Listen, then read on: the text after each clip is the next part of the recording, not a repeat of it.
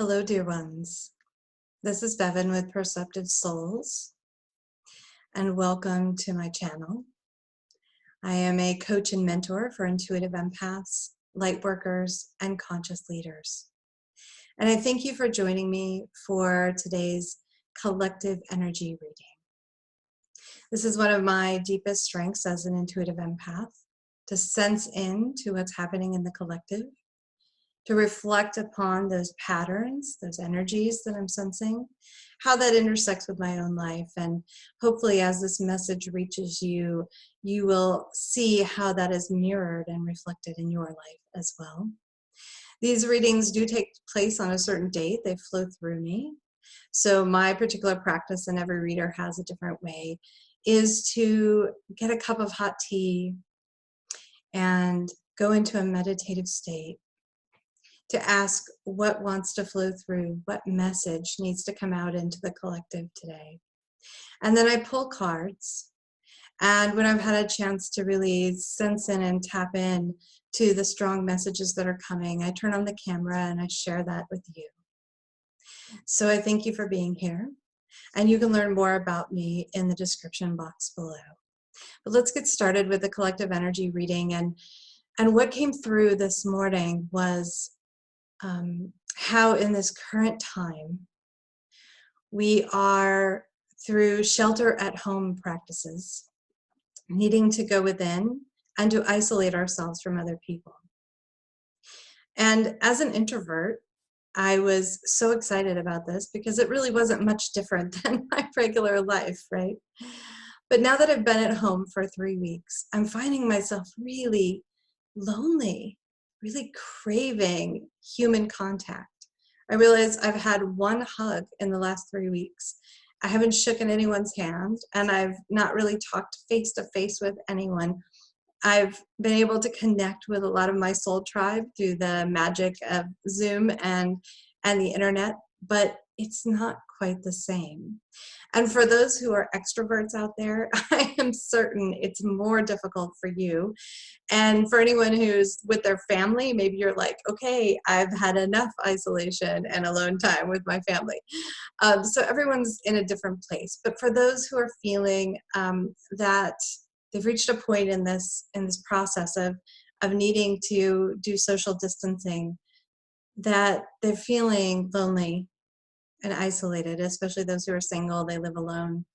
And you can only have so many conversations with your cat. No offense to Miley over here. This is for you. This is for you. For anyone who's felt that way, maybe for a long time, or maybe this just cropped up. Because when we go into our homes and we're being protective of ourselves and we're being protective of the most vulnerable in our society, it then requires us to go within, and we get to see all that stuff that's in there, right? That we didn't really look at. We covered it up with working a lot of hours or taking the kids to soccer or whatever we were doing, reading, binge watching TV. And then when we get to a point where we're like, we can only do those things so many times, then all that's left is to go within. And we realize we have this really profound feeling of loneliness. And isolation is kind of getting to us because we are biologically wired to be collective, to be collaborative, to be social. And when we can't be social, you see some people out there rebelling and being social anyway.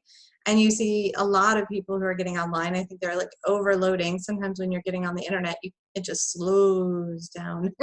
You can tell it's like everybody's on there trying to connect right now. And so I just wanted to talk about this for a few minutes and share the cards that came through around isolation and loneliness, and hopefully provide some healing and some nurturing and encouragement for you to continue to go within and sit with what's coming up. So the first card that came out is the Two of Cups, and this came out in another reading this week.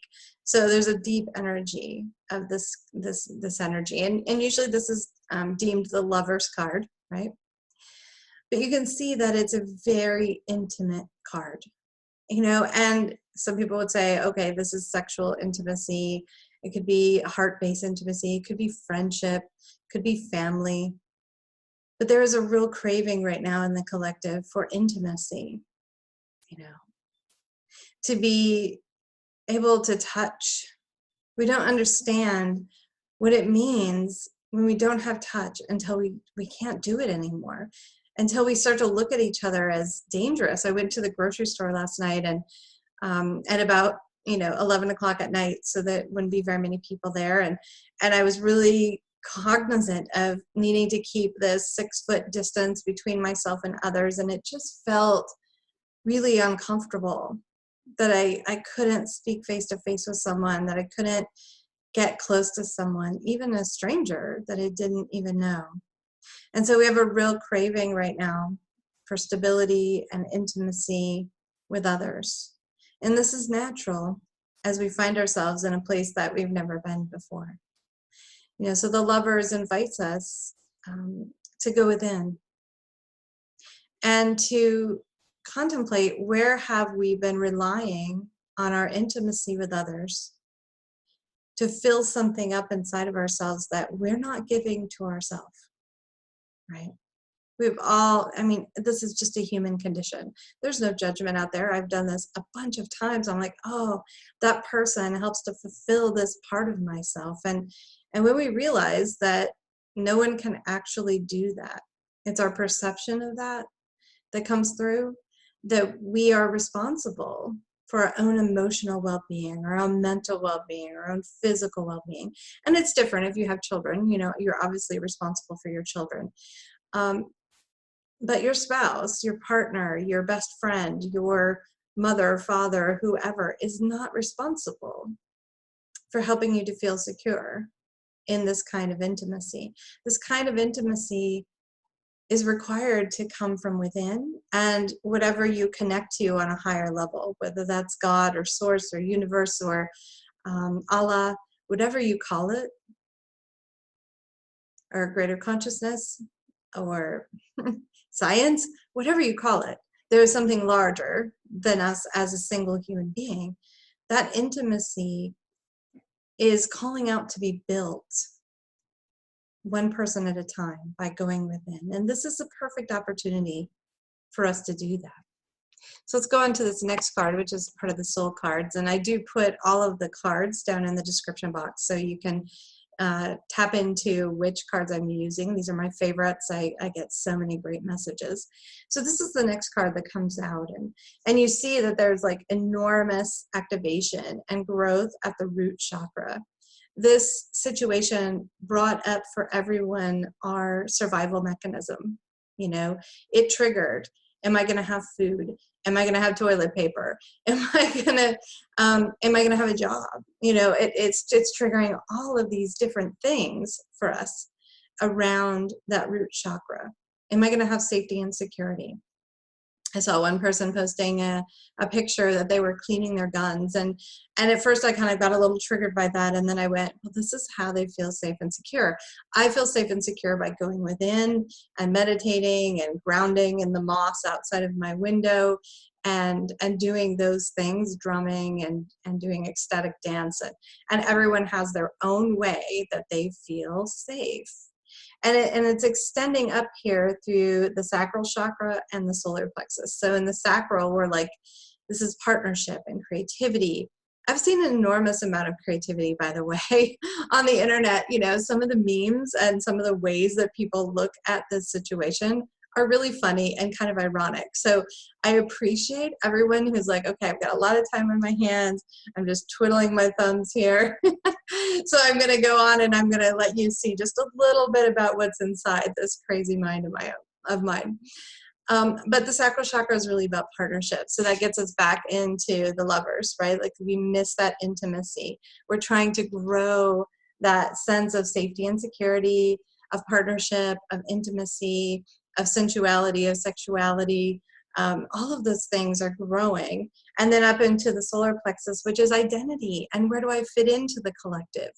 Where do I, where's my place? And now that we're not a work colleague in person, and now that we're not a daughter in person, and now that we're not what we were before, And maybe for those who've lost their position, and my heart reaches out to you for that.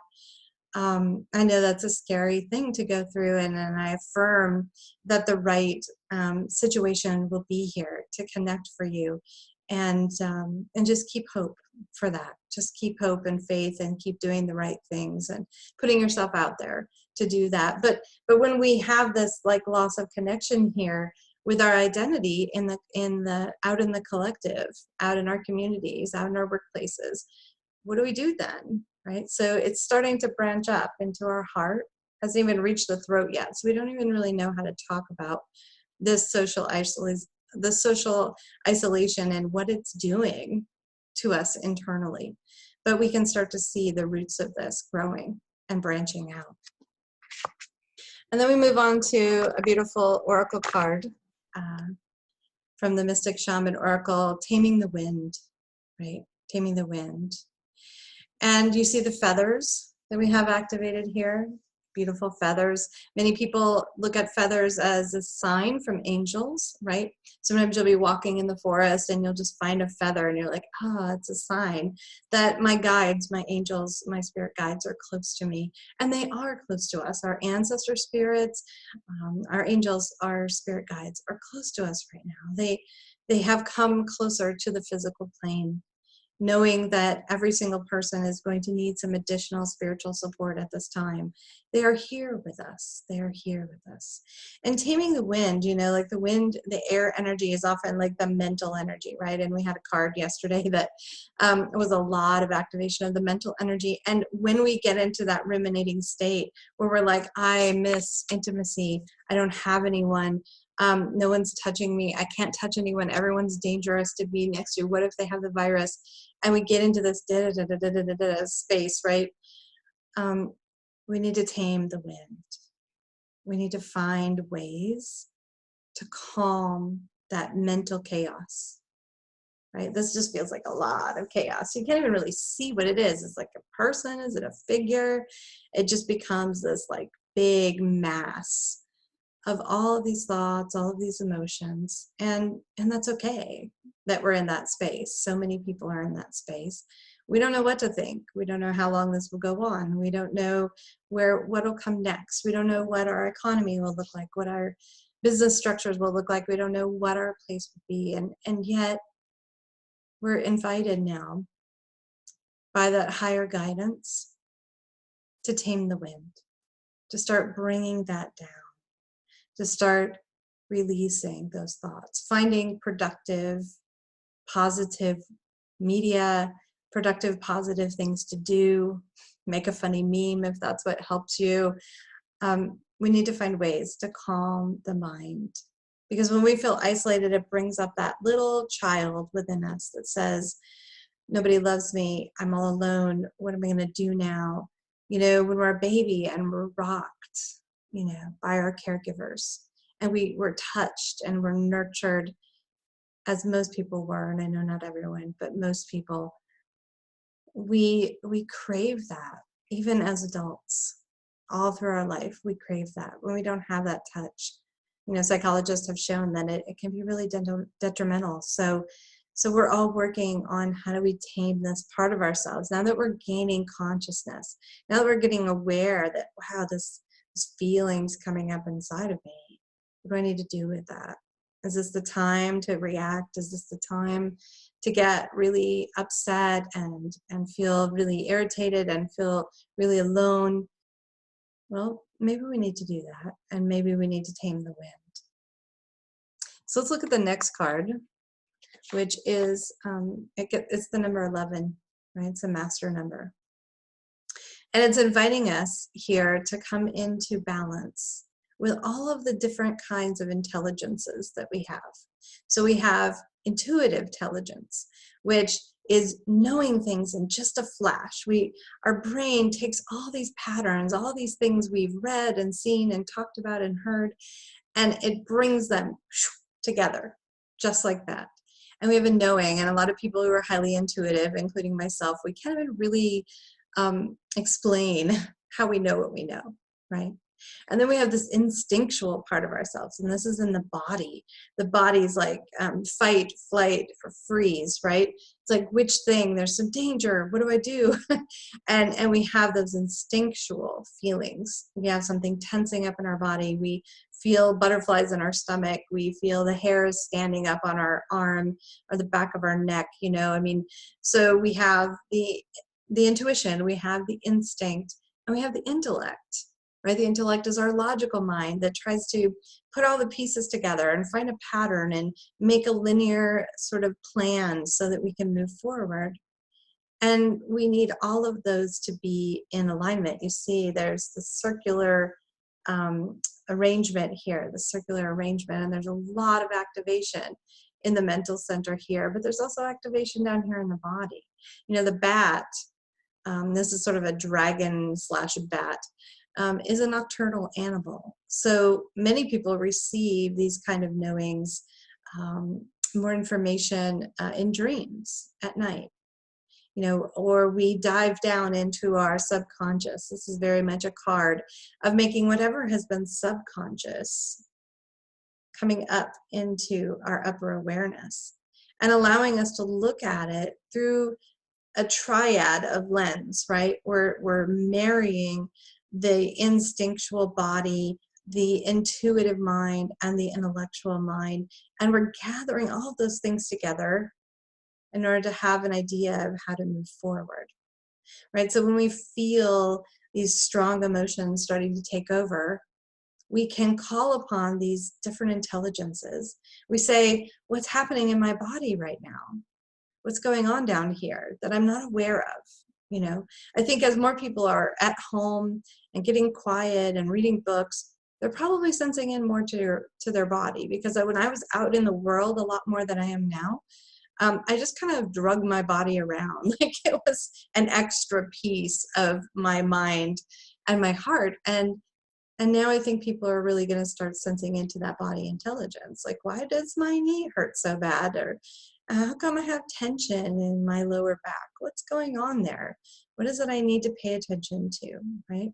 Oh, I have this strange knowing about something that's happening in the world right now. Or I'm going to do some research on something and I'm really drawn to this particular website. And we start to gather all this information that helps us to navigate this time when we're isolated and we feel a little bit lonely and isolated and scared. And then we come into the stage of higher knowledge, right? So once we start to marry those three, that triadic group of intelligences, we come into this energy here. We can see a lot of activation coming down in, and those sort of rainbow colors, the rainbow headdress, if you will, that starts to surround our auric field.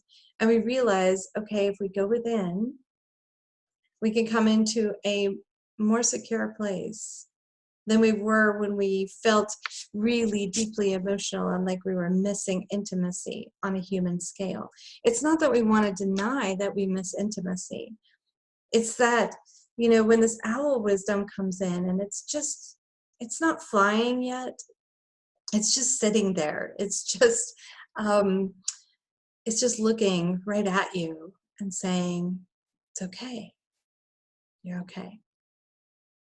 This is what we can say to that little child part of ourselves that feels abandoned, that feels, wonders if people are going to come back, wonders if we're going to get what we need, right? We can come into the heart space and say, it's okay.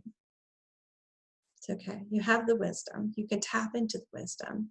And as a matter of fact, you are never alone. You are always connected to Source.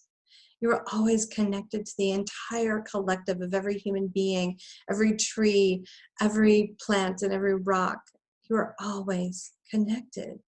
And so on a deep spiritual level, we are never isolated.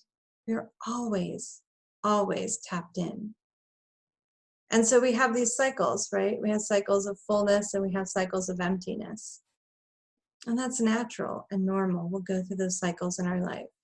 You know, at some point we may be with a particular romantic partner, and then that fades away, and then we come into a space where we're by ourselves, and then, you know, maybe then we're dating and we have, you know, a variety of people we're connecting with, or we have a really large friend group at one point, and then we move somewhere else, and then we start over and it's a very small one. These cycles are normal and natural for us to go through. But on this spiritual level, we are always deeply connected, and we are never alone because we are part of the oneness. We are an essential key component of it. We can't ever be alone, truly. So in our humanness, we feel separate. And I'm Bevin, and I have a certain persona, and here's the limitations of my body, and your whatever your name is, and you have your own persona and the limitations of your body. And yet on an energetic spiritual level, you and I are one. So if you're feeling lonely, you realize so many other people are feeling lonely too. And how do we energetically come together? How do we get quiet, close our eyes, tune in, and shine that light out to each other? Connect at this heart space, right? This is the higher knowledge. And then when we begin to honor our light, so you see the person's eyes are now open, right? They're open and looking. You're like, I see now. I see that I'm always connected. Look at how much activation is up here at the crown. It's like that lotus just opened, like everything opened. And the light is shining on his face. And the light is glowing out from within, right? And this is when we honor our light. When we know that all we have to do is get quiet, tune in, and begin to radiate. Begin to radiate. When we honor that we are a light worker, when we came here to shine, the loneliness starts to fade back. We recognize our true identity, not necessarily in the human arena, but on this deeply spiritual level, we recognize our identity. And then that flows through and exudes out in all directions. And we begin to put out this beautiful energy. We begin to create patterns and connections with all that is. We don't see ourselves as separate. You know, like if you looked at this card, Taming the Wind, look at the two cards. So in this one, the person is separate, right? There's all this space around them. They can't really get connected, and it's so nebulous, right? There's all these thoughts, all these emotions going on. And then we get here, we're like, I'm solid. Here I am. I have a solid spiritual identity. I know my way of being. I know what I bring to this planet. I know who I am, right? We move from this to this. It's a beautiful journey. It's a beautiful journey. It requires going within. It requires taming the wind. It requires releasing those old thought patterns that aren't serving us. It requires sensing into the emotions that are arising and allowing what wants to emerge, and allowing yourself to be seen, right? So this person is fully seen, fully present. Here I am in all my finery, right? I don't have anything to hide, nothing to hide behind. And we come to this final card, which is Soma from the Galactic Heart. Beautiful, incredible energy here. Look at this card. This is like the full universal expression of your divinity in action. Right? Look at the activation at our heart chakra. And they explain that Soma is how we're fed from the divine feminine. Right? So when we really tap in to that intuitive part of ourselves, then we are fed, we are nurtured. And in return, we're able to shine out and nurture others. So let me read just a moment, a little bit from the interpretation book about this, because I think it really connects in with what's happening right now. Some interpretations of the Vedas from ancient India see the Milky Way as the heavenly soma, the nectar of immortality, and the drink of the divine. Somas can feed the soul, but like any food, healthy or otherwise, too much at any given time is hard to digest and create more harm than good. More divine light and energy is not always better, at least not when we try to take it in all at once. We need to learn when enough is enough, to detach from the divine mother's breast and rest in contentment and fulfillment of the present moment. To allow ourselves to be spiritually fed, to know when to latch on and when to detach from the inflow of spiritual energy, to allow for the mind and the body and the soul to adjust to the increased levels of light and spiritual nutrition, and to metabolize that for healing growth. We need to feel trust and surrender into the divine feminine. If you have difficult issues around trust, support, and nourishment as human beings, then clearing those issues through grace, so as to be able to receive the heavenly nectar without greed or fear, is important. Mayu offers healings of these matters with grace. And so one of the things I've been talking about is that with this pandemic around the world, what happened was 7 billion people had a somewhat leveling up of consciousness, an awakening, all at the same time. We all had this awakening that, wow, and a humbling, if you will, that, wow, it doesn't matter what color I am, what gender I am, what ethnicity I am, what borders I'm behind geographically. I'm a mortal being in this plane, just like all the other mortal beings. And that was a very humbling experience for many, including myself.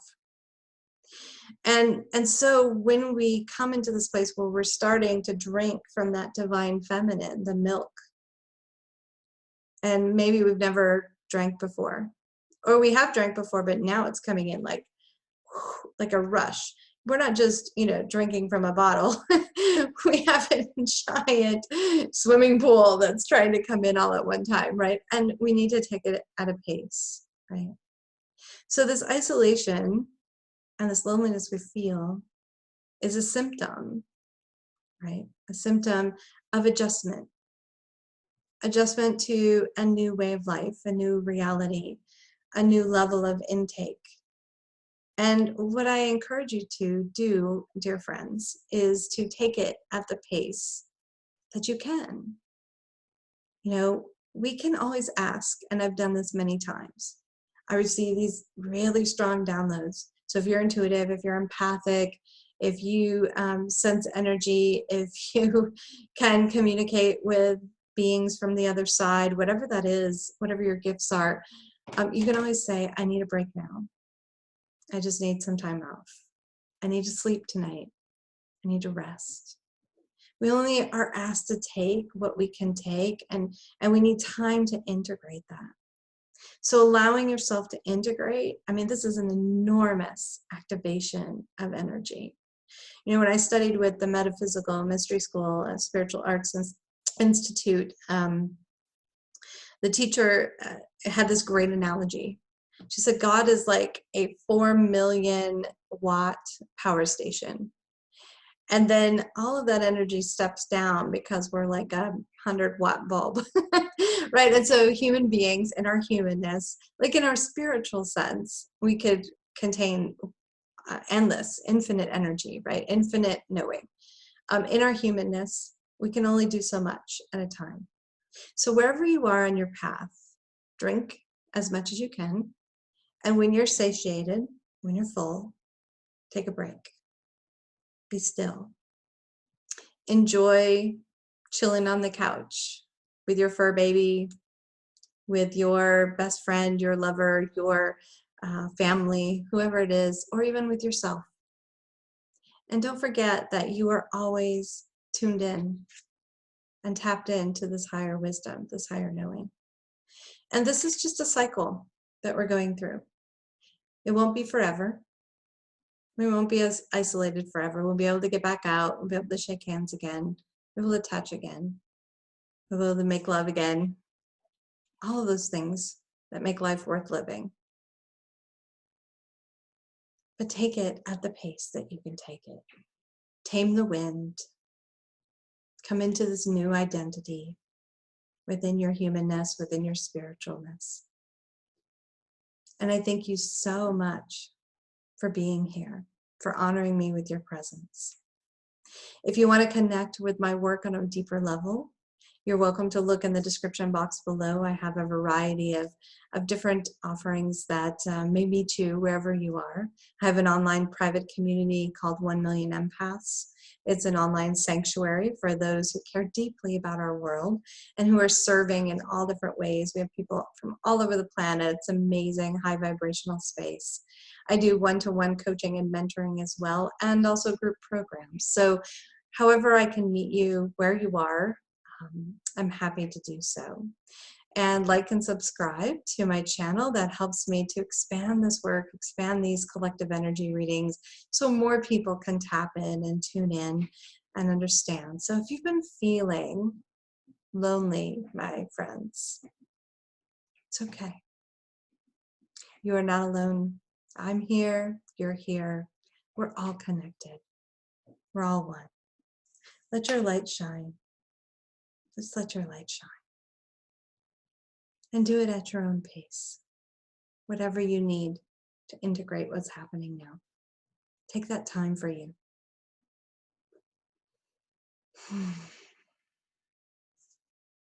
Namaste.